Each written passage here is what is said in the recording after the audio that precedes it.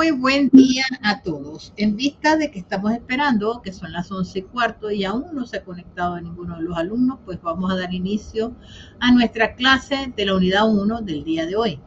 Es importante resaltar que tengo la cámara con problemas, o sea, por eso no enfoco la cámara. No obstante, lo importante aquí pues es mostrar un poco la interacción, y si vamos a mostrar la cámara y esta nos va a generar una falta de internet, pues prefiero que estemos sin cámara.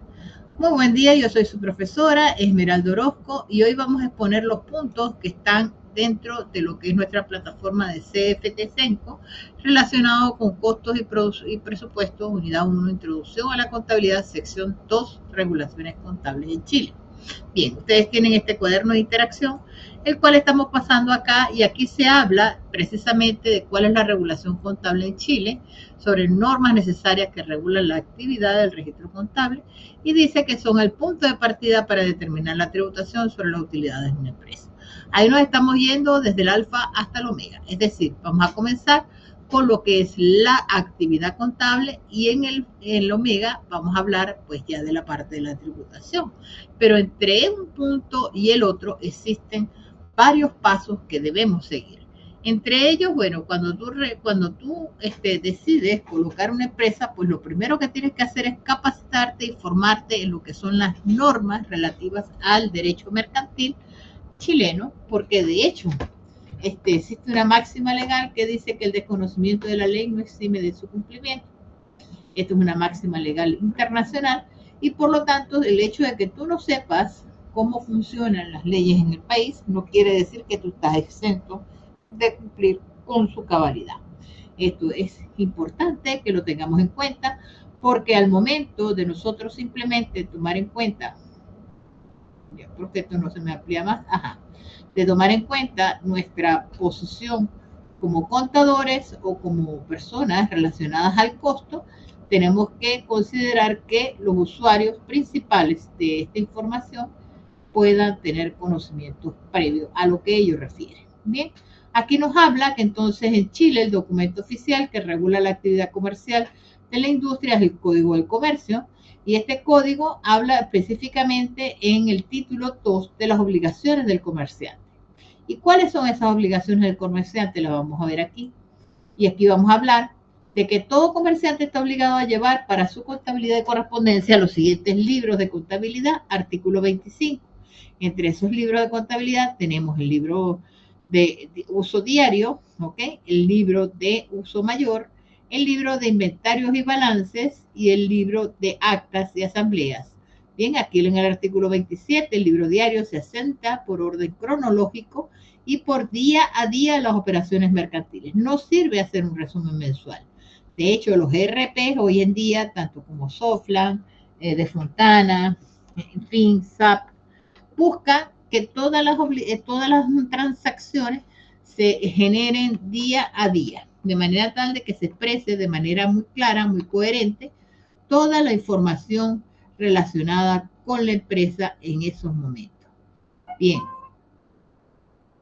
esto es importante que nosotros lo tengamos en cuenta, porque hay muchas personas que dicen, no, pero yo simplemente voy a hacer un resumen mensual. No, eso no sirve. El resumen mensual no está contemplado dentro de lo que es el derecho comercial y mercantil en Chile.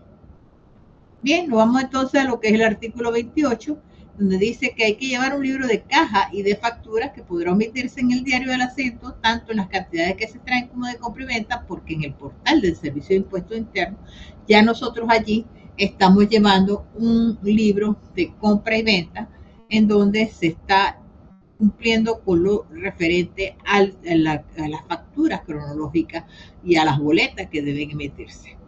Ahora, todo comerciante que abre su giro hará en el libro de balance un enunciado estimado de todos sus bienes, tanto de muebles como bienes inmuebles, y todos sus créditos, activos y pasivos, a fin de que cada año formará en este mismo libro un balance general de todos sus negocios. Eso se refiere a hacer una balance de apertura, simplemente abrir la empresa con un capital de 10 millones, entonces están representados 1 millón en el banco, 2 millones en artículos de oficina y 7 millones en inventario, por decir algo. En el artículo 30 que nos habla de que también se debe llevar un cuaderno forrado y foliado en donde se van a sentar las compras y las ventas que hagan tanto el fiado como el contado. Como les dije, este está hoy en día sustituido por las resoluciones emanadas por el Servicio de Impuestos Internos al llevar directamente en el portal el libro de compra y el libro de venta. De esa manera también se cumple con el 31, que es no alterar el sistema de los órdenes, porque al llevarlo por allá simplemente es inalterable. No se pueden borrar, no se pueden, como decir, manipular. En el artículo 32 nos habla de los errores y omisiones que se contraen al formar un asiento. Esto nos va a ocurrir, estemos con el Servicio de Impuestos Internos, estemos trabajando de forma manual, con un RP, pero esto está contemplado en la ley. Cuando se ocurren errores o omisiones, simplemente no se pueden ocultar. Hay que asentarlo como tal y posteriormente se hace el reverso de la operación, pero no se pueden tachar, no se puede enmendar, no se puede ocultar. Simplemente más adelante se hizo el error, cometí el error, hice el asiento. Bien, antes de que usted cerró el mes, ya cerró las transacciones, ahora lo que le toca es hacer un reverso de la operación errada y hacer la corrección en un nuevo asiento. Bien, esto también le vamos a dar cumplimiento a esto de que los libros adolecen de vicios, como tal en el artículo 34 y en el artículo 37 nos expone que los libros son pruebas fiel entre litigantes, es decir, a nivel de un juicio, lo que vale es lo que está en los libros asentados.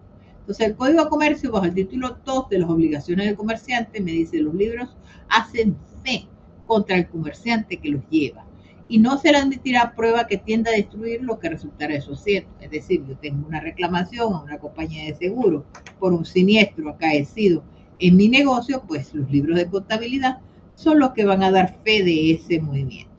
Tengo un siniestro, un incendio, producto de A o B, o sea, y simplemente viene el cuerpo de bomberos y me solicita, mira, ¿qué vamos a hacer con esto? Bueno, simplemente aquí está mi libro de contabilidad, donde yo te estoy demostrando cuáles han sido las pérdidas que hasta el momento he podido tener. Entonces, esa es lo que se refiere el artículo 38, donde dice pues que nosotros como comerciantes estamos obligados a tener, porque sí o sí, los libros de contabilidad y que estos sean parte fiel para los efectos de cualquier litigio, duda, reclamo, en fin, que yo pueda hacer. ¿Bien? Ajá. En este mismo sentido, tenemos en el artículo 40 y el 41 donde se prohíben hacer pesquisa de oficio de inquirir en los comerciantes si tienen o no libros de contabilidad arreglados a prescripción de lo que es este código. ¿A qué se refiere arreglados? Los maquillados, los sabemos que existe. Es decir, eso es un error. No solamente es un error, es un delito y como tal debo considerarlo como un delito tal. ¿Okay? Entonces, todo debe cuadrar y eso se ve claramente.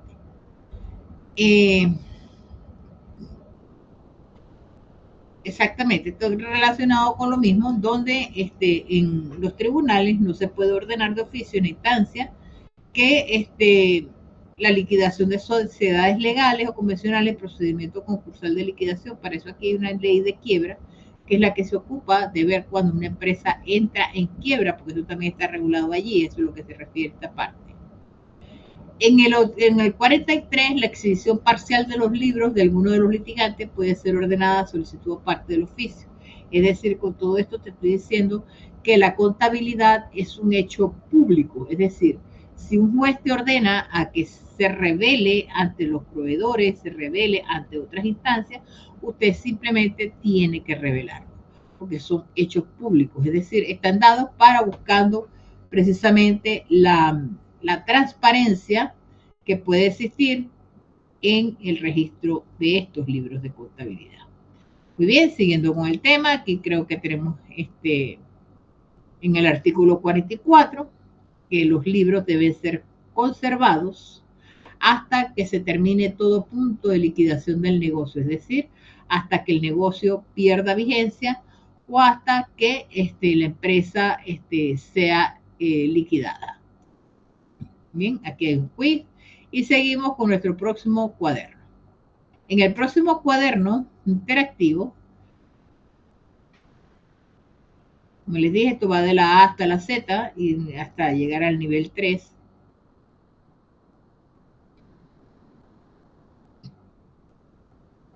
A esperar a que abra.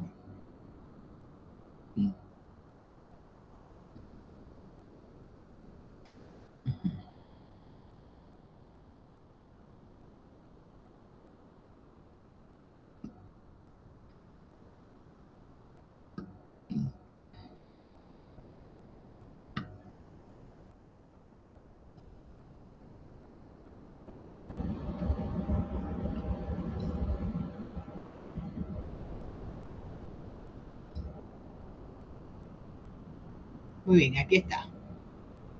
Entonces, ¿qué nos habla esta otra cuaderno interactivo que tenemos acá? Ya lo va a hablar de la parte final, es decir, de lo que es el código tributario. ¿Por qué? Porque cuando yo hago una empresa, yo tengo un socio, me guste o no. Así de simple. No, que yo abrí mi empresa yo solo. Sí, tú la abriste solo, pero resulta que tú estás en el Estado chileno, tú estás trabajando en Chile y por ende tú necesitas pagar una contribución a todo lo que son los gastos públicos generados por el Estado chileno. Eso quiere decir que a usted le corresponde pagar impuestos. Es decir, cuando tú abres una empresa, por primera categoría, sí o sí, te guste o no, usted tiene que pagar impuestos. Entonces, es bueno que usted tenga conocimiento de todo lo referente al Código Tributario, que es el documento legal en Chile que regula el pago de impuestos y establece las normas para la fiscalización chilena. Entonces, nos habla de que tú tienes dos impuestos que llevar, preferiblemente, claro, hay otros dependiendo de lo que te vaya a desarrollar, pero tenemos dos impuestos importantes, uno es el IVA y el otro es el impuesto a la renta. Y te habla también de algunas normas contables que se tienen que regir porque sí o sí en el artículo 16, ¿okay? Te dice que las contabilidades deben ajustarse a las prácticas contables que refleje el movimiento del resultado de cada uno de los negocios. Y los ingresos y rentas tributables serán determinados según el sistema contable que se haya servido regularmente al contribuyente para computar la renta de acuerdo con su libro de contabilidad. No obstante, hoy en día lo que es el portal del Servicio de Impuestos Internos está bastante adelantado y nos da unas propuestas, pero propuestas que hay que revisar. Se los digo como contador auditor. Si tú no revisas las propuestas, te vas a encontrar con algunas sorpresas porque muchas de ellas dependen de las declaraciones juradas que se vayan a hacer. Muchas de ellas dependen de lo que el otro, de tu contraparte, sea proveedor o sea cliente, haya declarado también. Y esa es una información que la cruza el Servicio de Impuestos Internos. ¿Okay? Bien, en el Código Civil también se definen algunas funciones mercantiles, entre ellas algunas sociedades o compañías en los siguientes términos. Y entonces se habla de que se deben crear contratos, ¿okay? Contratos que forman parte de lo que es las personas jurídicas entre dos socios individuales considerados común con la mira de repartir si los beneficios de ellos provengan de una actividad económica. Entonces, ¿a qué se refieren estos contratos? El contrato es simplemente un documento mercantil.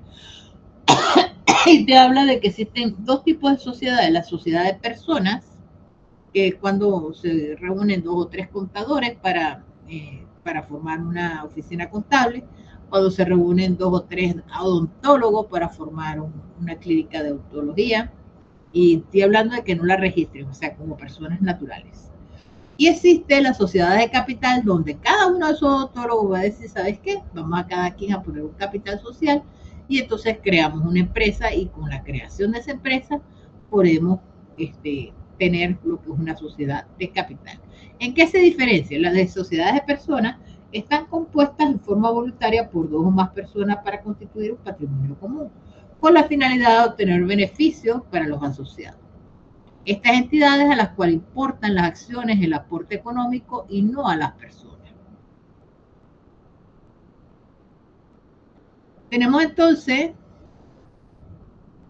los diferentes tipos de sociedades. Aquí vamos a ver esta eh,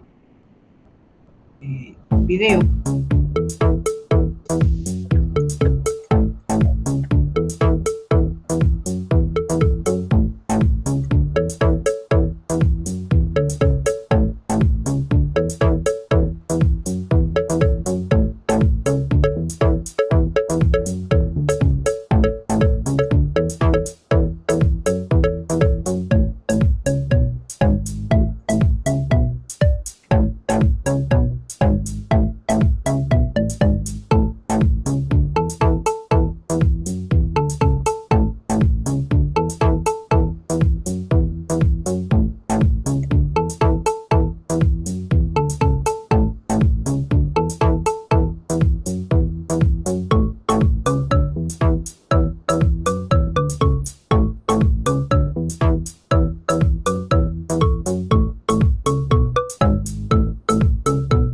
Hablando de la constitución y de desventajas que puedan generar.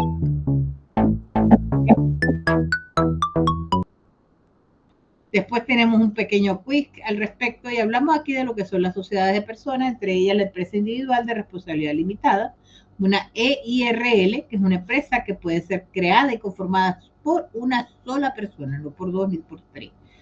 ¿Entiendes? Porque esta está respondiendo solo por el capital que está aportando, pero es ella sola. Si esa persona, en vez de trabajar con una IRL, trabaja como persona natural, está respondiendo con todo su patrimonio. Entonces eso nos hace una diferencia, porque simplemente a la hora de una demanda, a la hora de un juicio, la IRL va a aportar solamente por el capital que tiene. Después viene lo que es la sociedad de responsabilidad limitada, que también ella va a responder solamente por el capital que aportaron cada uno de los socios. Y también podemos tener de 2 a 50 personas, pero a muchos no les gusta. ¿Por qué? Porque esta es una sociedad limitada, como la palabra lo indica, no está abierta, entonces tiene sus limitaciones como tal. Las sociedades en comandita simple están conformadas por 2 o más socios. Existen 2 tipos de actores, que son los comandistas, quienes aportan capital, y el socio gestor. Es decir, hay una persona que trabaja, hay otra persona que simplemente puso la plata. Eso es una sociedad en comandita. Y las sociedades colectivas comerciales, que están compuestas por lo menos por 2 o 3 socios, lo que pueden ser administradores o pueden ser un tercero. La admisión o salida de un socio debe ser aprobada en forma unánime, es decir, no puedo decir yo me voy porque quiero, sino que tiene que ser aprobado por la junta directiva. Y la responsabilidad del capital es ilimitada para los socios, es decir, podrían tener que responder con su patrimonio personal. Eso no le conviene a nadie. Por eso es que ninguna de estas 4 se utiliza con frecuencia. En todo caso, la que más se utiliza con frecuencia es la IRL, por las razones de que las personas, no, yo no quiero socio, quiero trabajar solo. Pues bien, trabaja con una IRL. Pero estas 3 no se utilizan porque tienen las desventajas que acabo de mencionar. Después tenemos lo que son las sociedades de capital. Y entre las sociedades de capital, entonces ya tú vas a responder por el dinero que colocaste. Son unas entidades abiertas, por eso son SPA, sociedades de acciones abiertas. Bien, y la decisión debe ser por medio de votos efectuados por cada uno de los accionistas en conjunto, pero se menciona a uno de los socios como un administrador principal y como un representante del Servicio de Impuestos Internos. Mientras que esas son las anónimas, las sociedades anónimas. La SPA, que es la más común aquí en Chile, es aquella entidad en la que su socio debe responder por su monto del aporte nada más. Su capital está dividido en acciones que son fácilmente transables y es muy abierta. La sociedad en comandita por acciones, que está compuesta por socios comanditarios como la anterior, es decir, como hablábamos de la de 10 personas, en donde uno trabaja y el otro simplemente aporta el capital, pero esta es por acciones. Y responden nada más que hasta por el monto que cada una fue expuesto. Bien. ¿Qué pasa con estas sociedades? Aquí en Chile existe lo que es la empresa en un día, que bueno, yo no la llamo empresa en un día, yo la llamo empresa en un mes, porque en realidad con todas las gestiones que tienes que realizar, no la vas a hacer en un día. Tienes que buscarte una oficina virtual, tienes que hacer una serie de cosas y después entonces crear la cuenta. Bueno, se te va como el mes. o por lo menos se te van unos 15 días.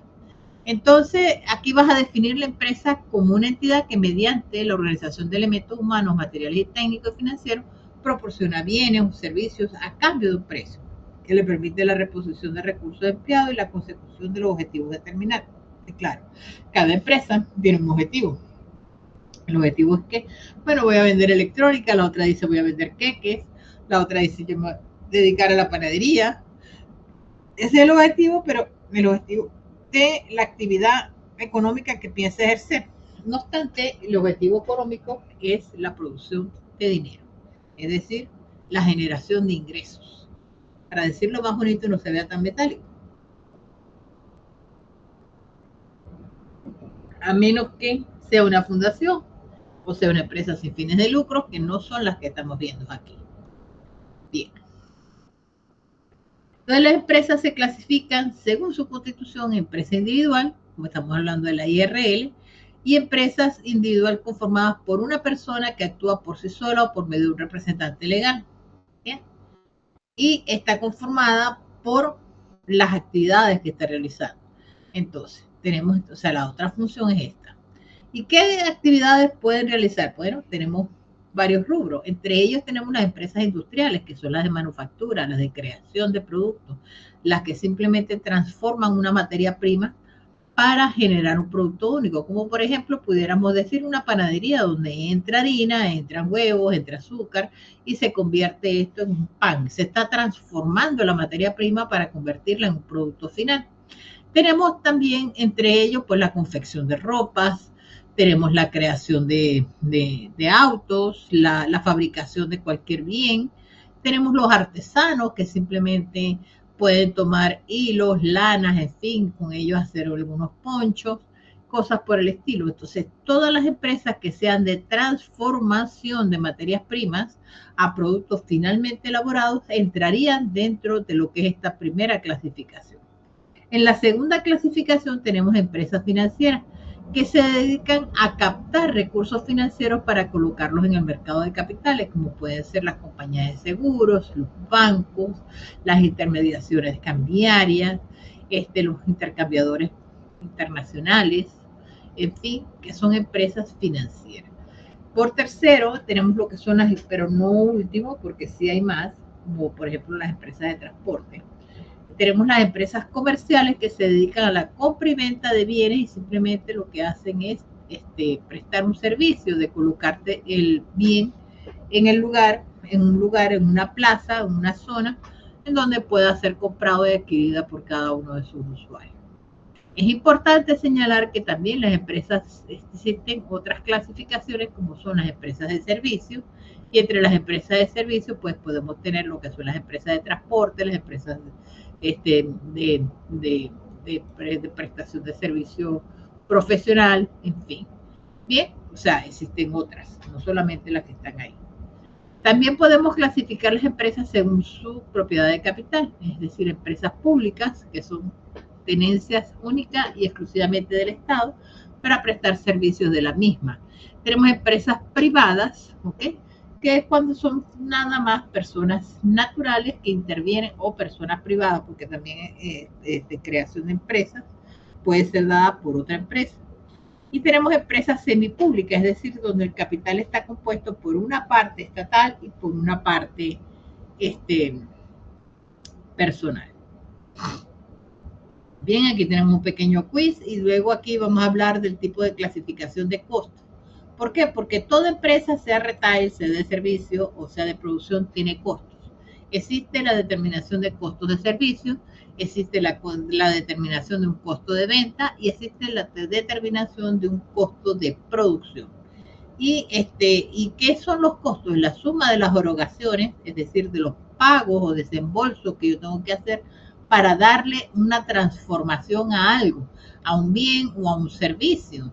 ¿Entiendes? Yo por lo menos yo puedo comprar ropa en una fábrica y venderla por un marketplace. Le estoy transformando el servicio que se le está prestando al usuario porque le estoy facilitando su distribución. Entonces allí yo estoy incurriendo en un gasto de flete, estoy incurriendo en un gasto de traslado para ir a ver la ropa, ya yo estoy, como decir, dándole un control de calidad, se la estoy llevando hasta el sitio donde me la está pidiendo, o así sea a través de Chile Express, o bien consideren ustedes llevarla, pero la idea es que la estoy haciendo llegar. Entonces, ya ahí hay un costo de venta, hay un costo de servicio, mientras que en el servicio que estoy empleando de hacerle llegar la mercancía. Ahora, un contador, un abogado, tiene un costo de servicio porque él tiene que tener una oficina, necesita comprar muebles, necesita comprar software, necesita papelería, es decir, necesita elementos tangibles con los cuales le va a dar un valor agregado a ese servicio que va a prestar.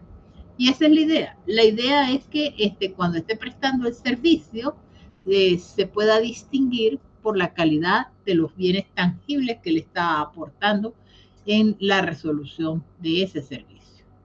Bien, entonces tenemos también que están los costos de producción, que intervienen tres factores importantes. Entre ellos tenemos los materiales, tenemos la mano de obra de las personas que van a prestar el servicio y tenemos otros gastos variables y otros costos fijos que también se tienen que considerar en la manufactura, creación de productos.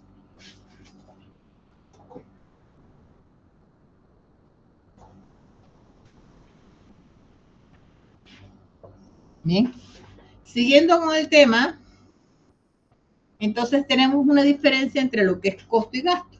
Los costos son los desembolsos que se ejecutan para la producción de un determinado producto, mientras que los gastos son los desembolsos generales que se realizan en la empresa para desarrollar sus actividades. Entonces son dos cosas totalmente diferentes. El costo, ¿verdad? O sea, yo les distingo el costo es mientras tú estás generando una inversión para producir algo hasta que llega al almacén.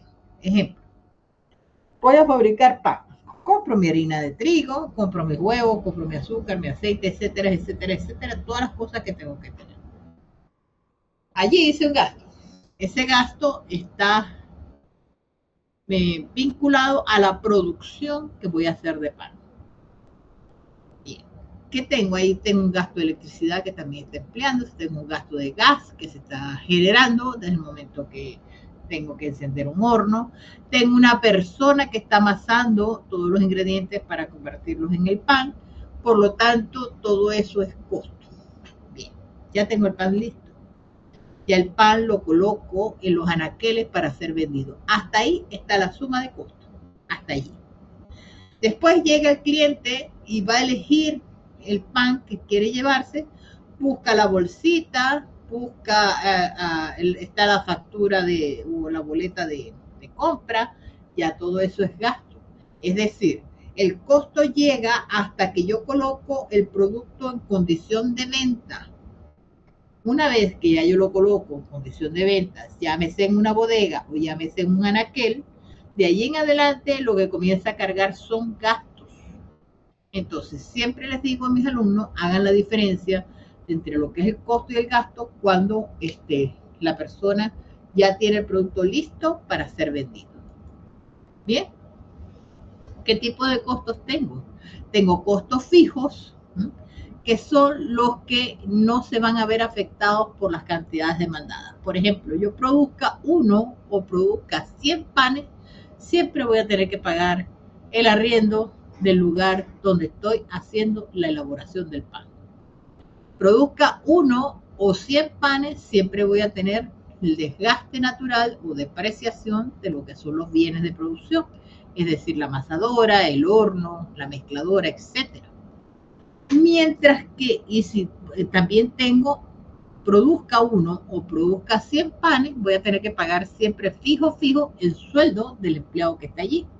Entonces, esos son los que se refieren a costos fijos, los que no se mueven por la producción.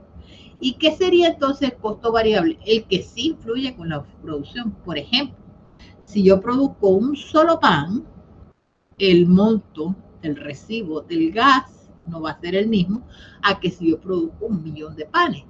porque con 1.000.000 de panes el horno va a estar prendido prácticamente más de 8 o 10 horas al día. Mientras que con la producción de 1 o 5 panes o 10 panes, prendí el horno, hice y en 20 minutos lo apagué y ya tengo. Entonces, la cantidad de gas que voy a gastar va a ir proporcional a la producción, igual a la electricidad, el agua. Voy a tener muchos gastos variables que van a estar en función a lo que es la producción. Muy bien, entonces tipo de costos básicos generados por toda empresa de administración. Tenemos los costos variables, los costos de operaciones, los costos directos, los costos indirectos. Aquí tienen unas preguntitas y eso es importante que ustedes lo tomen en cuenta al momento de seguir con sus cuadernos interactivos de la unidad número 1. Bien, vamos a pasar ahora a ver qué fue el ejercicio que se les está colocando y que ustedes tienen que responder.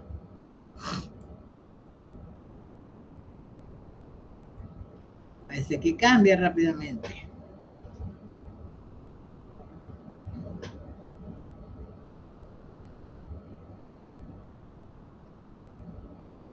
Ok, bien.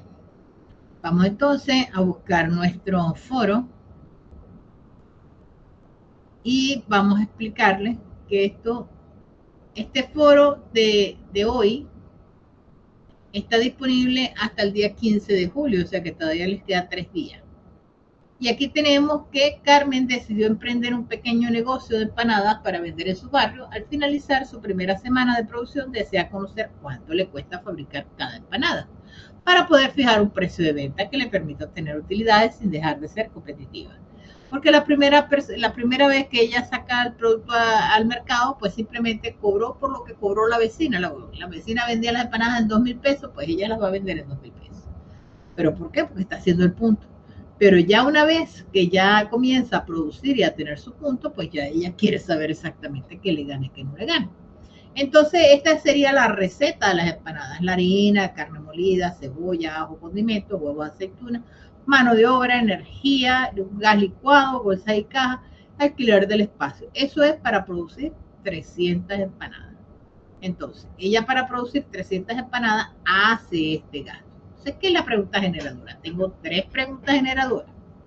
Un error que cometen muchos estudiantes es que quieren responder las 3 preguntas generadoras al tiro, en un solo intervención en el foro. Y eso no es lo que se busca. Lo que buscamos en el foro es que haya varias interacciones.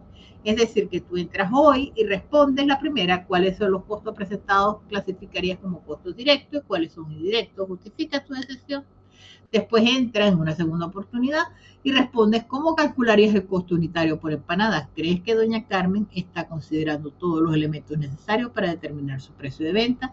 Y en una tercera intervención, elabora una hoja de Excel que contenga todo esto y por supuesto la vamos a discutir dentro del foro. Entonces, la hoja de Excel, ¿verdad? Me la vas a enviar a mi correo. Y ahí, ¿cuáles son los criterios que vamos a evaluar? El análisis técnico que tú hagas de la hoja del Excel, la claridad en la justificación, el formato de la hoja de cálculo y la participación colaborativa. Bien, es importante señalar, fíjense ustedes, aquí tenemos a este chico, este otro, es importante que ustedes tienen que retroalimentar a sus compañeros. Es decir, aportar ideas. Si llega Sandro, yo creo que yo aquí le hice sí. Aquí está. Vamos a ver. Ajá. Llegó Sandro hizo este aporte, el cual yo se lo, ¿cómo decir? Le doy un valor agregado. Gracias por tu participación tan clara. Y entonces le doy ideas adicionales, ¿verdad? Que van a contribuir, van a enriquecer. ¿Ok? La actividad que Sandro hizo. No quiere decir con esto que lo que hizo Sandro no está bien, está muy bien. Simplemente con esto voy a buscar enriquecer. Ustedes como estudiantes que tienen que colaborar, ustedes también tienen que buscar enriquecer, por lo menos intervenir en 2 oportunidades para enriquecer el foro de uno de sus compañeros, de 2 de sus compañeros, en distintas oportunidades, ¿correcto? Es un requerimiento y ahí se va a evaluar lo que es el trabajo colaborativo y se evalúa también lo que es la empatía. Porque una persona que simplemente no hace ningún tipo de comentario es una persona que no está teniendo la empatía con sus compañeros porque no está aportando.